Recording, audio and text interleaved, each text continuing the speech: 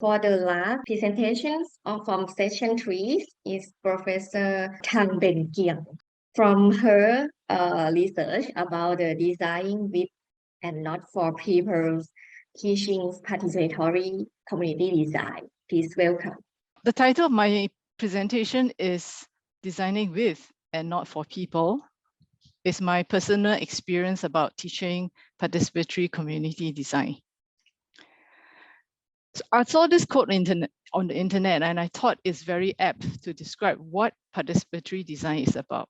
It says, it's from an anonymous person. It says, if you want to know how the shoe fits, ask the person who is wearing it and not the person who made it. So why do we do participatory community design? Practitioners and researchers like Sanoff has mentioned that the activity of community participation is based on the principle that the environment works better if citizens are active and involved in its creation and management instead of being treated as passive consumers. It can also result in citizen empowerment and promotes a sense of community. And Blanco also said that it is a key means for developing social capital in cities. So in my department, there is no compulsory requirement to have community engagement. So it is more like the personal interest of the faculty member. So prior to 2018, community engagement component was included in the design studios that I run, which are mainly community-centric. And these are for modular credits. They are also included in extracurricular design and build projects, both overseas or local. And these are voluntary with no modular credits. So these overseas local projects, voluntary projects, are either faculty initiated or student initiated as service learning projects. And I will mentor the students for that. The projects are partially university funded and students raise the rest of the funds. So pre-pandemic, students and I have done voluntary projects in Cambodia, building childcare furniture, playgrounds, working with the same community for more than 5 years. We have also done playground, a bakery, a stall in Philippines in collaboration with the NGO Gawat Kilinga, and built classrooms in Vietnam. And locally in Singapore, we have constructed a drink stall on an island off the Singapore mainland, with multi-stakeholders collaboration. For the community-centric design studios taught by me, I have brought students to Philippines, Cambodia, Thailand, Indonesia in collaboration with NGOs. There were also design studio projects done in Singapore in partnership with some government agency or community. But today I'm not going to show you the works done by students for the design studio. A typical design studio process has user engagement at the initial phase of data collection, like students go mapping, do some interviews, and then again, they would produce the design and they will show the residents or the collaborator at the final presentation. There is some extent of community engagement, but the students are not formally taught the various methods and tools due to the time constraint of a design studio. So in the Wilcox ladder of participation, to me, my design studio's level of engagement is only at consult. It is still about designing for and not designing with the people, and it lacks the depth of community engagement. So the participatory community design module, in other universities, you will call it subjects or course, was introduced for the reasons I just mentioned just now. In addition, there is an increasing interest by the Singapore government to include public engagement in public projects. But the professions like architects and planners, they lack the skill set for doing community engagement. So we also need to build capacity and skills in our students so that they may apply it in their studio project or thesis project, and then to equip them for future professional practice after they graduate. So me and my colleague Cho Im Sik has been teaching this community participatory community design or participatory planning module. So it started in 2018. It's offered as an elective, open to Bachelor of Architecture Year 4 or master's students from different master's programs. We have Master of Architecture, Master of Urban Design, Master of Urban Planning, Master of Integrated Sustainability. It's 1 semester long, 13 weeks. The learning outcomes are to understand theory and practice of participatory community design and planning and the context for its application, in particular in Asia, to understand the importance of participatory community design and planning, learn the methods and tools often used in participatory community design and apply them. So the way I teach is through experiential learning. Students have to engage with the community and collaboration partners or the domain experts. I invite practitioners and experts to give guest lectures on top of my own lectures. I create opportunities for students to interact with the stakeholders, the users, the residents. Students should engage in real life issues, real world project, not some fictitious project, to nurture empathy in students and to encourage the peer learning and interaction among the students. So the module comprise knowledge, which is teaching them a little bit of theory, the case studies, the readings, guest lectures by practitioner experts, and then teaching them the methods and the tools. And they will have to practice the method in class through role-playing, and they will apply it in an assignment. And the assignment is to plan an engagement plan, design an engagement plan for a real-life project. And part of the assessment is to do self-reflection and reflections about the project. Because the semester is only 13 weeks long, the implementation of a solution, build something or do something is not possible. So it is voluntary. It will continue after the module ends. During the pandemic, guest lectures by practitioner and experts were done online. Well, thanks to the common use of video conferencing during the pandemic, I could invite overseas speakers to my class. I also had hybrid mode with students, some students online, some students in class during the pandemic. So students practice their engagement skill in class. They role play as facilitator or role play as participants in a workshop. The real life local projects were in collaboration with government agencies, grassroots leaders, and professionals. So I will just elaborate briefly about the projects.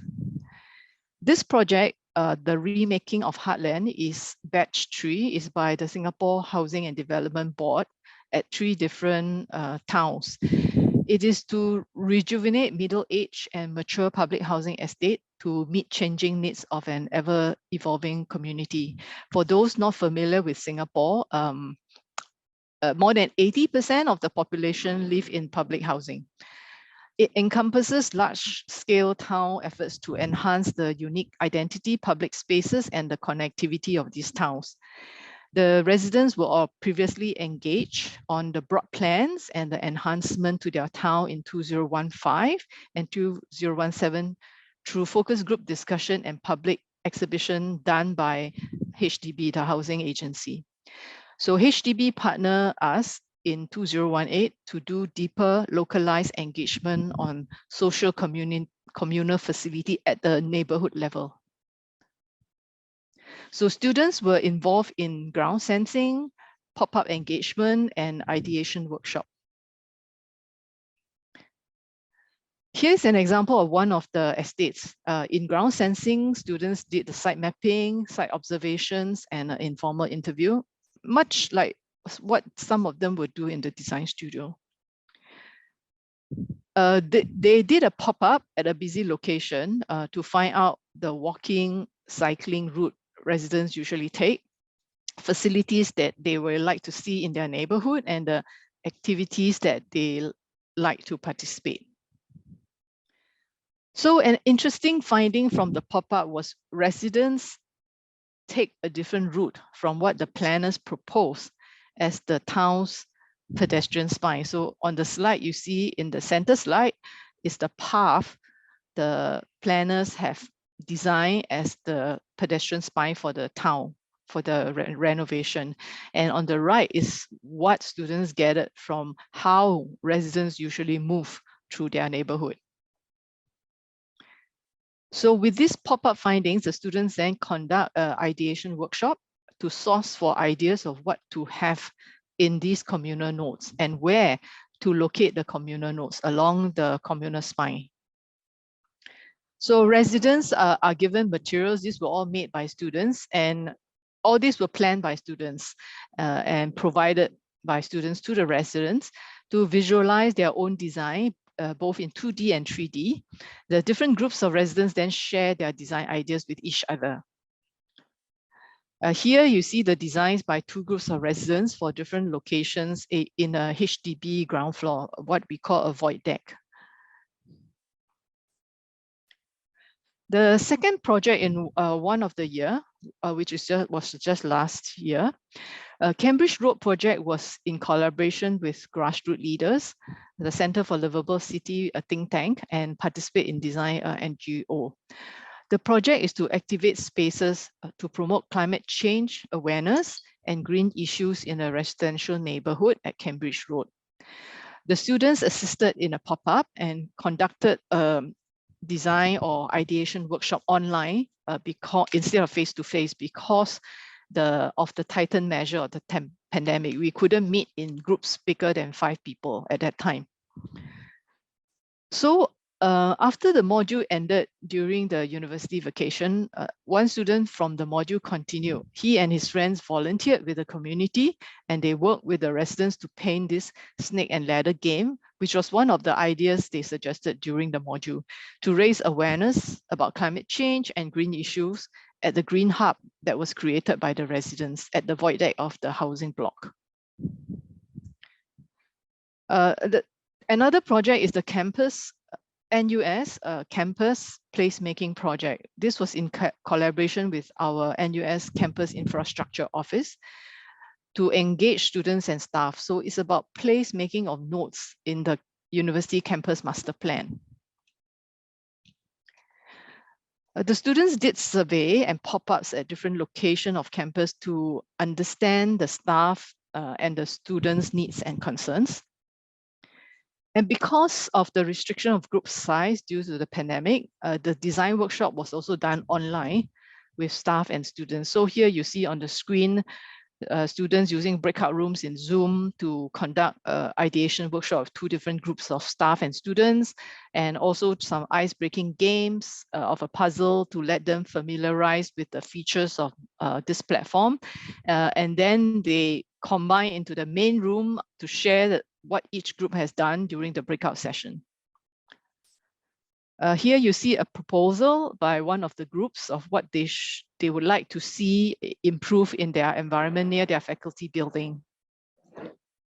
So what do students learn? In the module itself, the students indicated an increase in their confidence level to conduct participatory design events. And the students have a better appreciation of ground concerns and ideas and a better understanding of how citizen engagement is important for successful projects. What I think this is important. This is actually what do students gain beyond the module's learning outcome we set. So most students reflected that it's really an eye-opening experience. They were brought out of their comfort zone.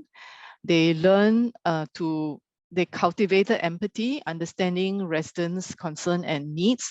And because of the real engagement with residents, students are more enthusiastic in their learning and it results in deeper learning.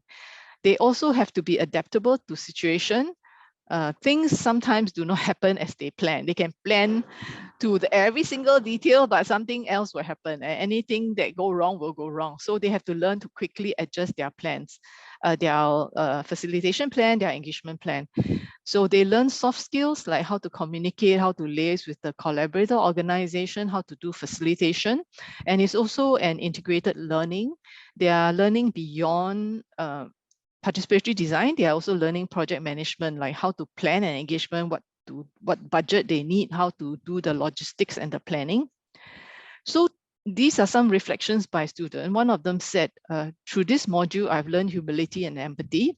Another said, I realized that what we plan for can usually be met with different reaction and feedback from those who reside at the area itself. They may even offer advice and observations that outsiders like us may not notice. Another student said, the module taught me that everybody has the capacity to participate. They just need a platform and to be empowered.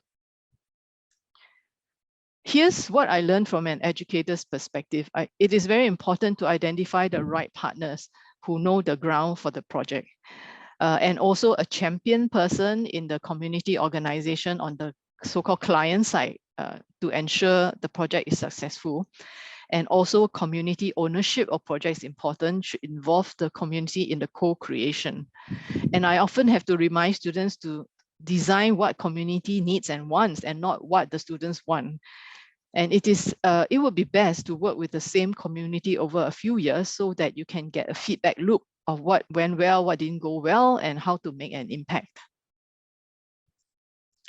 There also should be an exit plan, because we cannot be helping the community forever. We should maybe adopt the attitude of teach a man to fish instead, like empower the community. The grassroots leaders are also learning in the process together with us, and they can carry on the engagement and the project and follow up with the project. It's not just about hardware of the solution, but also software. So example, if you renovate a space is not enough, there should be good programming. Otherwise, the space will just become a white elephant. It is best to do a prototype testing before implementation. And also, I hope that the student from this module can then become leaders to initiate service learning project voluntarily on their own. Of course, there are a lot of challenges. It's very time consuming. It needs advanced planning. You need more planning, such as to identify the correct real world project and collaborator and planning the schedule.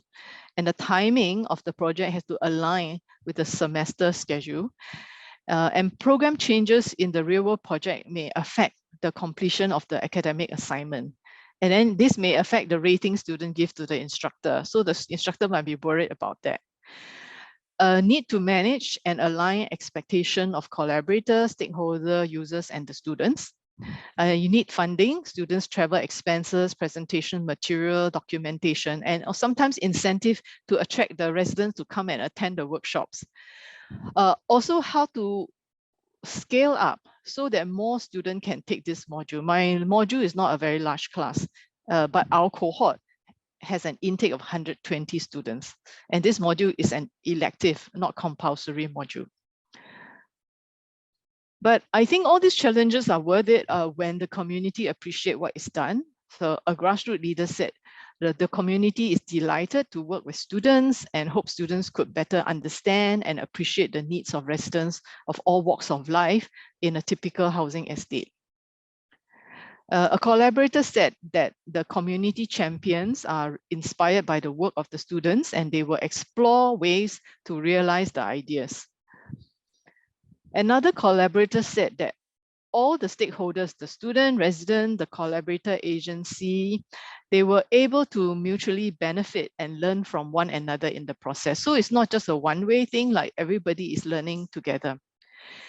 The university campus infrastructure placemaking team also had a wonderful experience and was able to pick up some learning points about participatory design and community engagement. So this is also about building capacity in our staff, in our professional, because during their university days, they never learned it. So all in all, such collaboration of real world project is a win-win situation for all parties involved. So thank you for listening. That's all I would like to share today.